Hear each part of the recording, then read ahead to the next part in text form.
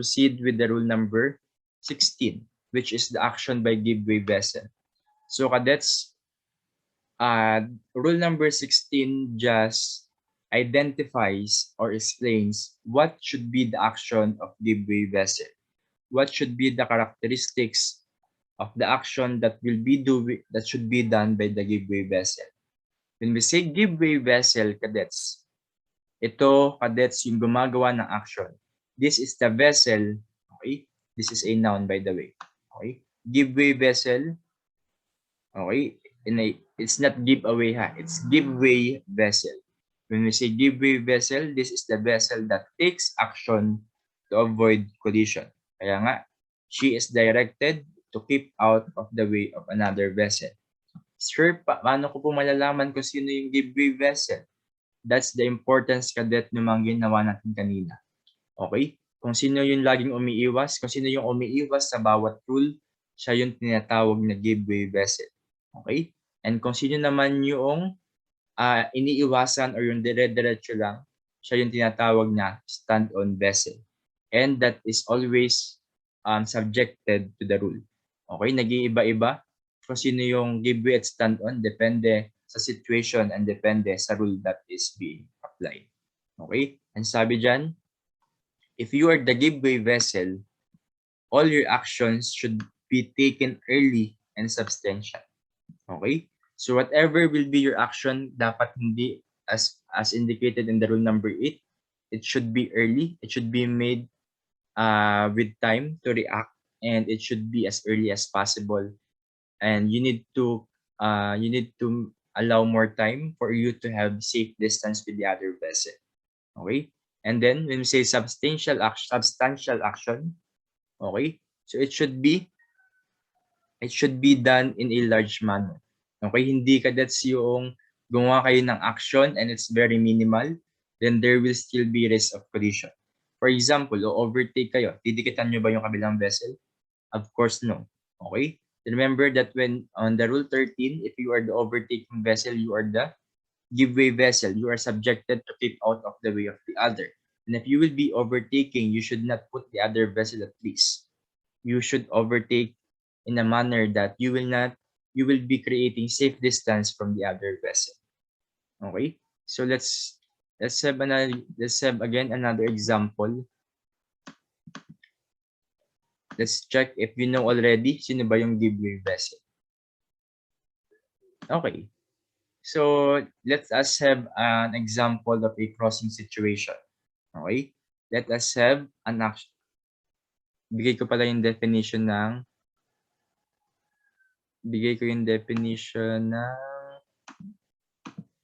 give-way tsaka stand-on. When you say give-way,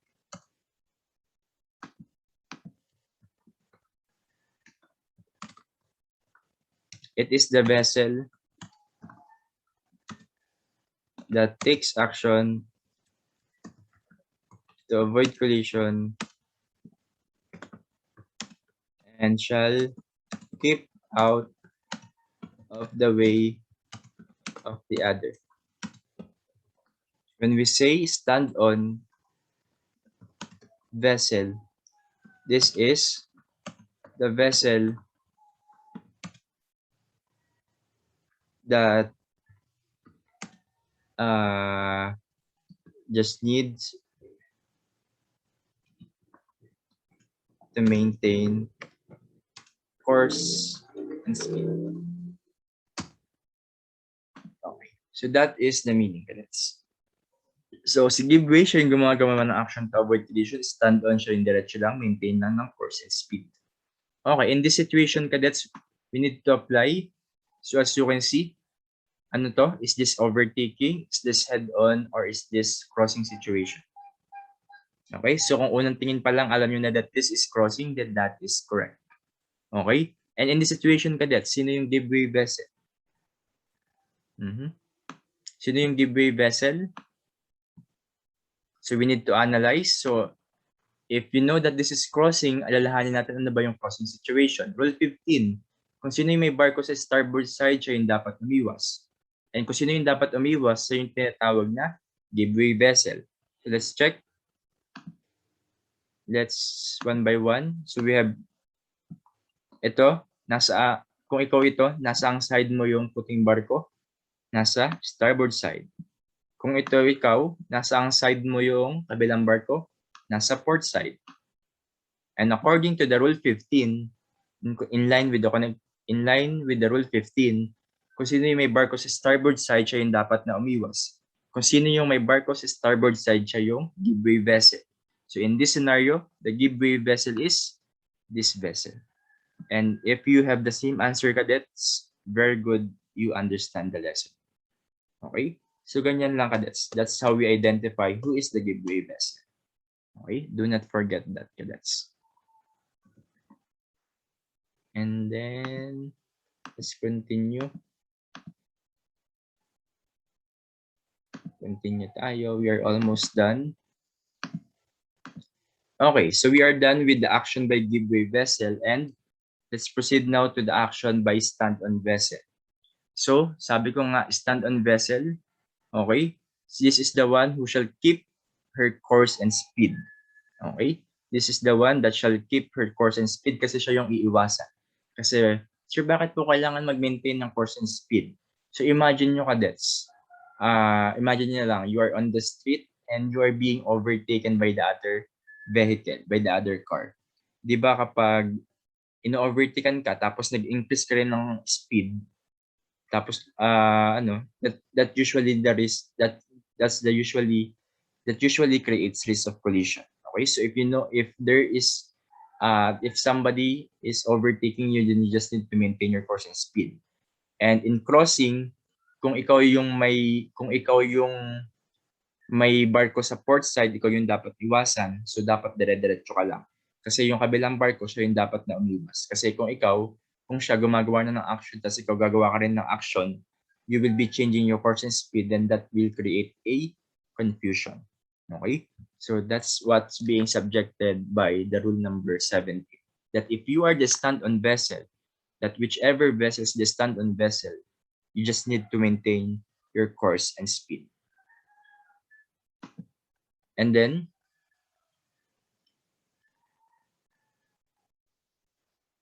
okay, so sabi dyan, may however take action to avoid collision by her maneuver alone as soon as it becomes apparent to her that the vessel required to keep out of the way is not taking appropriate action in compliance with this rules.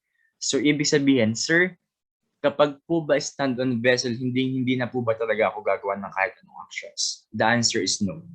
Okay? Worst comes to worst, cadets, that the other vessel, okay, yung supposedly nag-giveaway vessel na gagawa ng action ay hindi gumagawa ng action. Okay? So if that has been obvious already that the other vessel, that the giveaway vessel is not taking action, then you need to take action. Okay? What's the best possible way? Para kung ano man yung best possible way to avoid collision, then you can take action. Because isipin nyo, kung hindi kayo gagawa ng action, although hindi naman talaga kayo dapat yung gagawa ng action, but the one in charge is not taking action, then for the safety of the ship and for the safety of the crew, then you can take action. Okay, you are being vested by Rule 17 that you can take action if the giveaway vessel is not taking action.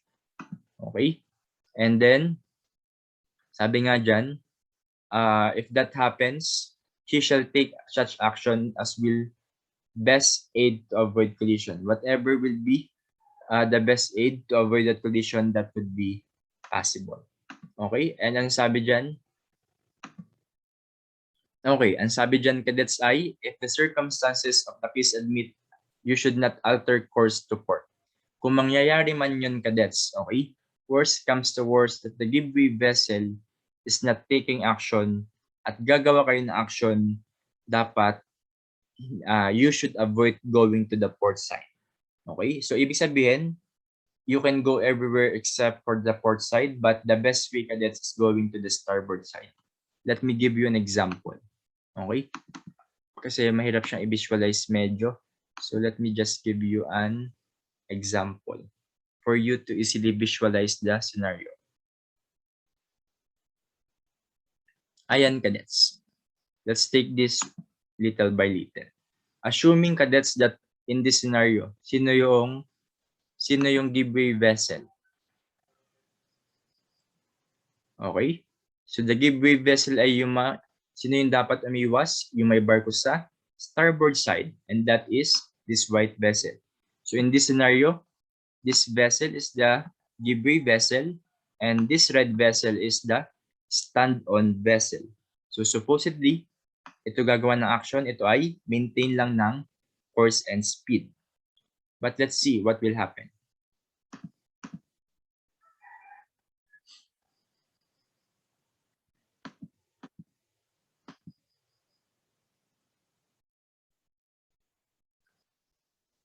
Ayan, cadets. So ayan, na-realize ni pulang vessel na malapit na. Hindi pa rin gumagawa ng action ito. Okay, so there is a lesser time already. It has not been done in ample time. So, na-realize na that she needs to take action. But sabi sa rule, avoid going to port side. Okay? Bakit? Kasi 'di ba, according to the rule, itong puting vessel dapat ay mag-alter ng course to starboard. Okay? So ano mangyayari? So pag nagkataon na, ano ba mangyayari? If this nagkataon na late lang pala siya ng action, and ikaw naman, pumunta ka sa port side, then the risk of collision, the collision will exist. Collision na mismo yan. Let's check.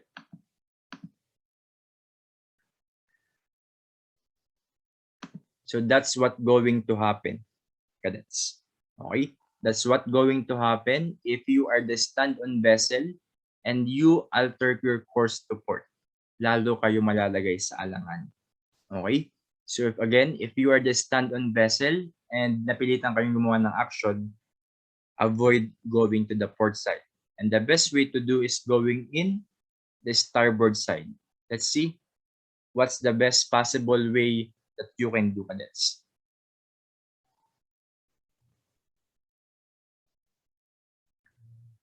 Yan. So na-late ng action. Hindi gumagawa. Nung nandito, nung medyo malayo pa, hindi gumagawa ng action itong kulay puting vessel. So ang ginawa niya itong kulay pula, napilitan na siyang gawa ng action to avoid collision. So the best way that she can do is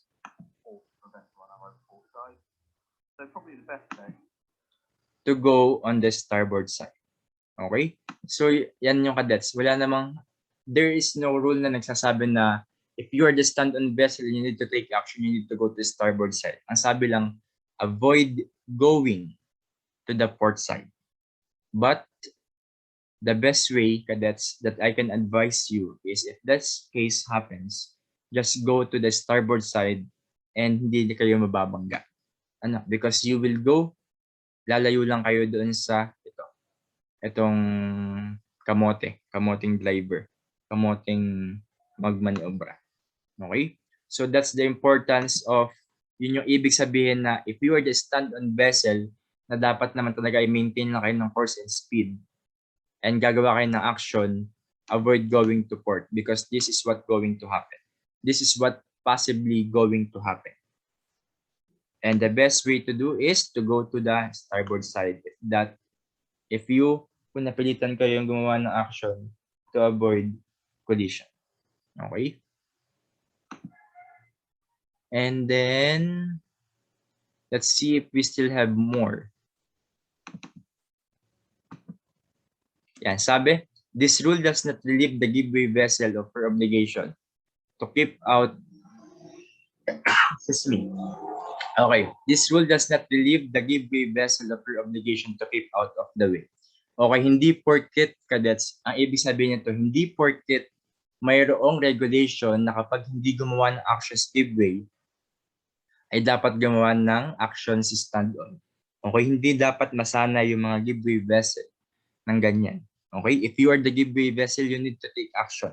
Okay, huwag kayo umasa na lahat ng stand-on vessel ay gagawin din ng action. Okay, remember that we have the regulations na nagsasabi there's always a process of analysis who shall be the giveaway. And if you are the giveaway, you should be the one to take action in the first place. Huwag kayong palaging aasa na si stand-on ay tutulungan kayo, si stand-on ay gagawa ng action. Kaya nga stand-on, she is subjected to maintain course and speed. Do not expect the stand-on vessel to take action to avoid collision. It is always the responsibility of the giveaway vessel to take action in the first place. Okay? So ayun. So just for the sake of good seamanship, cadets, if you know that if you are the giveaway vessel, then take action. Okay? Take action. Do not rely on the stand-on vessel. Okay, let's now proceed, cadets, to the responsibilities between vessels. So, cadets, responsibilities between vessels answers the question, Sir, yung po kasing Rule 12 ay, dalawang sailing vessels lang. Yung pong Rule 14 and 15 ay parehas power-driven vessel lang. Okay, paano naman po kaya, sir, kapag po nag-crossing, tsaka kapag paano po naman pag nag-crossing si power-driven, tsaka sa sailing? Ano naman po sino po yung dapat umiwas? Ganun din po ba tulad sa Rule 15? The answer is no.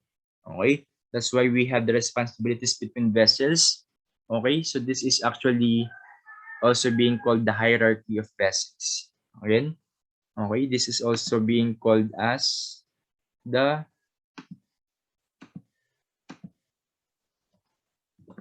hierarchy of vessels. Hierarchy.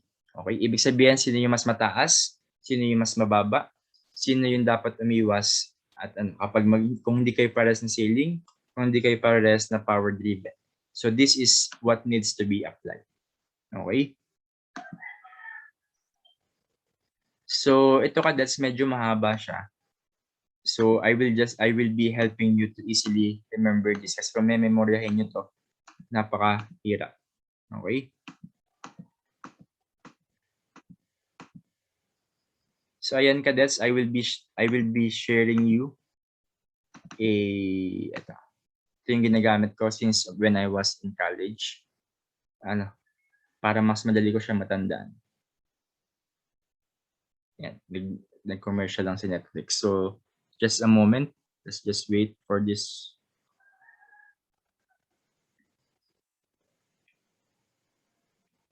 Skip ad.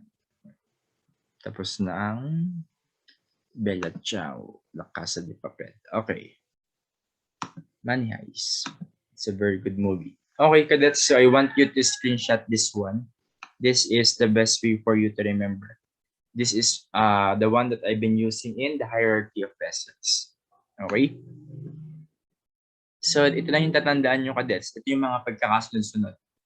Okay? So, how do we analyze? So, ano yung NUC? Muna pala, what's NUC? So, we have defined the NUC as the not under command. Ang not under command, we have two types, di ba? We have number one, the entirely not under command, yung may sira yung rudder at may sira yung engine. The other one is the partially not under command, yung wala namang sira ang engine but they cannot maneuver, they cannot control the vessel because of the external forces such as the strong winds and current. Ano naman yung RAM? It is the restricted in their ability to maneuver. Then we have the CBD. It is the constrained by her draught. Okay. Then we have the fishing, sailing, power-driven. Pag may nabasa kayong PDV, that means power-driven vessel. And remember, the power-driven, those are the vessels being propelled by machinery. And then we have the seaplane. Okay, so we have identified all of these vessels already. We have identified, inigay ko na yung mga ibig sabihin under 3. I hope you were still able to remember those. Okay? So, paano natin to gagamitin? Okay, so I want you to screenshot this one and ganito lang siya gamitin, cadets. Example, sir, paano po kapag nagkasalubong si sailing vessel tsaka si power-driven vessel? Sino po yung dapat na umiwas? Okay? You can see, cadets, na mas mataas sa sailing vessel. So it means that si power-driven vessel yung dapat na umiwas kay sailing vessel. Sir, paano po, how if the CBD meets the power-driven vessel. Cadets, by the way, si not under command, si RAM at si CBD, lahat sila ay power-driven vessel. But they have conditions. Kakaiba yung status nila. Itong power-driven, walang sira, hindi overloaded, at wala siyang ibang ginagawang nature of work. Basta lang siya tulad ng mga tanker, cargo, na walang sira makina ganyan. Those are the power-driven. You see NUC, ito yung mga power-driven na may sirang makina, may sirang rudder. Power-driven na RAM, ito naman kadets ay yung mga dredger ganyan na they are not transporting goods but may ginagawa silang action, may ginagawa silang trabaho sa gitna ng karagatan. For example, yung nagpapalalim ng seabed, ganyan. Okay, may mga cable layering, mayroong underwater operations. That's what we call the RAM. When we say CBD, these are the vessels that are being constrained by your drought. There are problems with the availability of the water that yung natitirang water allowance. So these are usually the vessels that is overloaded or yung hindi proper yung cargo distributions. So those are the CBD. So again, all of these are power-driven vessels, yung tatlo, but they have other special conditions. Okay, ito naman power-driven na to ay yung ano lang, walang kahit anong sira, walang kahit anong conditions. Okay, it's normal condition. Okay. Sir, paano po pag nagkasalubong si fishing tsaka si power-driven? So, the power-driven si power-driven yung dapat na umiwas kasi mas mababa siya. Dapat siya yung umiwas kay fishing vessel. Okay? Sir, paano po kapag si sailing tsaka si NUC? Then, literally, mas mababa si sailing, so siya din dapat umiwas kay not under command. Sir, paano ko po malalaman if yung isang power-driven vessel ay NUC, RAM, CBD, or wala? Wala lang. Wala po siyang ano. Ito kadets, nakikita nyo na sila. Okay? That's the importance of the lights and the shapes. Itong kulay itim, yan yung shape. Yan yung kulay pula, yan yung lights. Okay? Pag may nakita kayong dalawang pula na ilaw kapag gabi, it means that the vessel is not under command. Pag may nakita kayong dalawang ball sa forward of the vessel, that means that the vessel is not under command. Kapag nakakita kayo ng ball, diamond ball, that means that the vessel is restricted in ability to maneuver. Kapag gabi, nakakita kayo ng red, white thread, ganyan. So ito kadets, pang umaga, ito ang panggabi nila, nilalagay. Ano? And then, paano naman kapag CBD, kapag umaga, naka-hoist yung cylinder shape, and then kapag gabi, nakailaw yung 3 all-round 3 red lights in vertical position. Okay? Yun yung sagot sa tanong na, sir, paano ko malalaman na siya is NUC, RAM, or CBD? Okay? And then, si power-driven kapag gabi, yung walang kahit ano, ang makikita niyo lang kadun sa kanya ay yung kanyang, tulad kanina, yung ano lang, yung kulay red sa gilid, green. Lahat, by the way, all of this, merong ganyan. Merong red sa port side, green sa starboard side, and merong kulay puti sa stern light and kulay puti sa masthead light. Okay? So let me give you an example, cadets. Okay? So save this hierarchy of vessels for you to easily remember the lesson. Let me give you an example.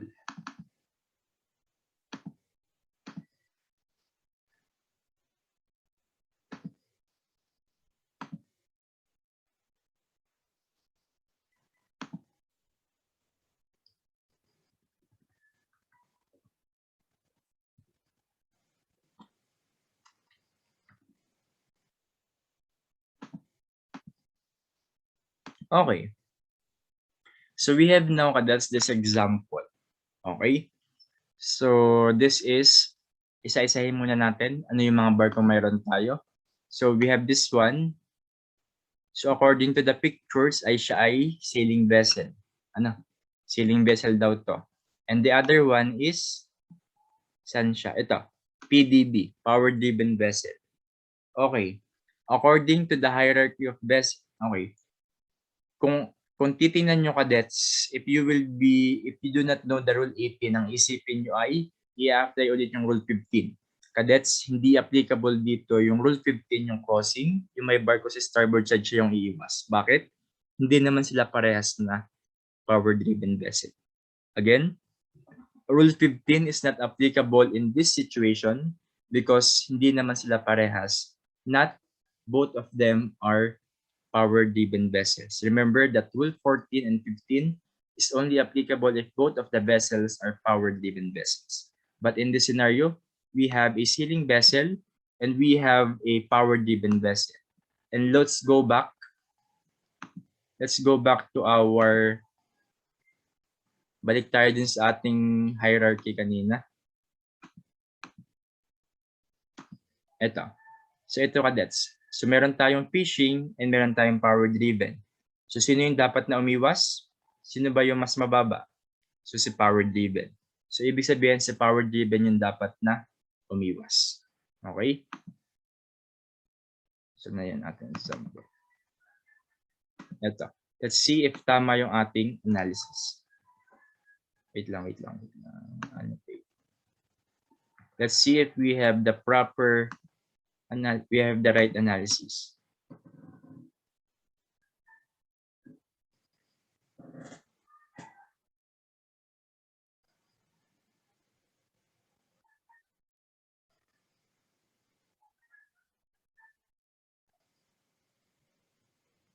Okay, so cadets, sir, lagi po bang ganun yung action? Cadets, if it's not both power driven, kung hindi naman power driven, walang sinasabi kung sa port side, starboard, or kung saan kayo pupunta.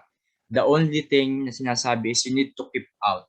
Okay? So you need to appraise the situation and you need to check what's the best direction or what's the best way kayo para pumunta.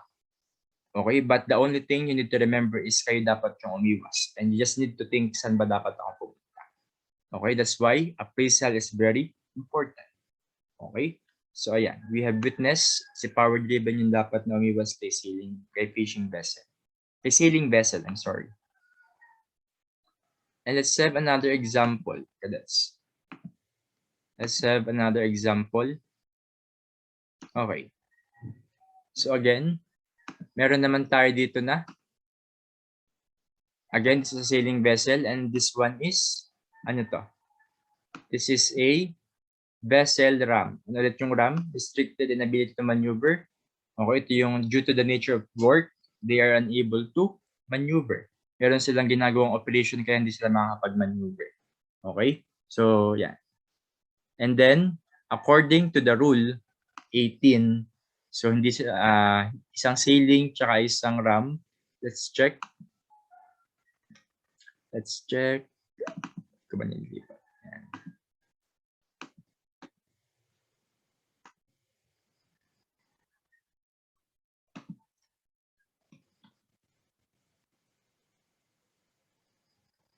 Okay, so we have ram, cadets, and we have the sailing vessel.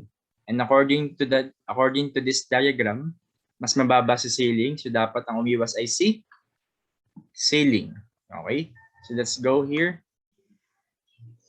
Let's check if tama yung ating analysis. Let's check if we have the right analysis. Kung siya nga talaga dapat yung umiwas si sailing.